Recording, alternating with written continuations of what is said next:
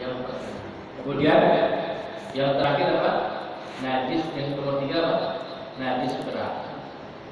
Najis berat adalah anjing dan babi. Semua yang keluar dari anjing dan babi, anggota tubuhnya, air liurnya, bulunya, jilatannya, semuanya adalah najis berat.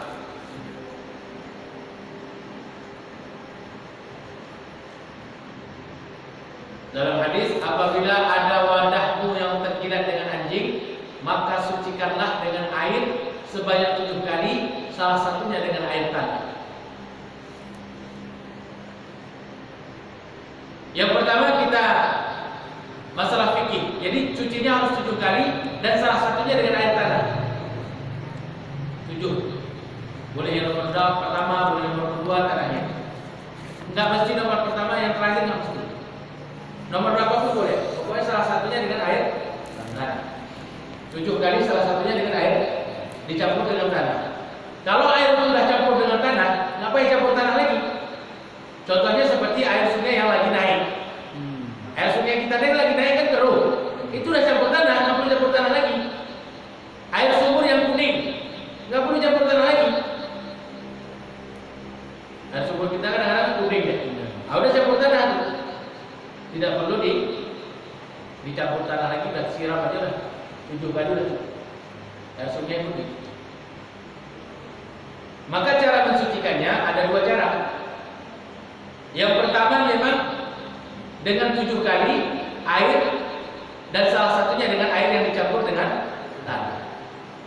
Yang kedua, siramkan tanah terlebih dahulu. Misalnya lantai kita nih. Lantai kita ini kan misalnya ada anjing jalan-jalan gitu kan. Berapa anjing. Maka caranya ditabur tanah dulu. Taburkan tanah, setelah itu dicuci dengan air 7 kali. Taburkan tanah ditabur dulu, misalnya dekat tangan kita nih, taruh tanah dulu baru cuci dengan air 7 kali. Itu bisa. Jadi 7 kali dengan salah satu yang dicampur dengan air tanah boleh, atau tanah itu langsung ditaburkan baru cuci dengan air 7 kali itu boleh.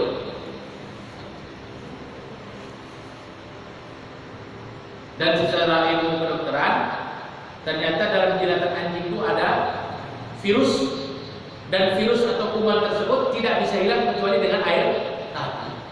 Pakai sabun hilang. Walaupun ada sebagian ulama mengatakan tanah itu bisa diganti dengan sabun. Sabun cuci dengan air 7 kali cukup. Jadi sabun itu bisa menggantikan tanah. Ternyata dari ilmu kedokteran, sabun itu tidak mematikan virus atau kuman yang ada pada jilatan anjing.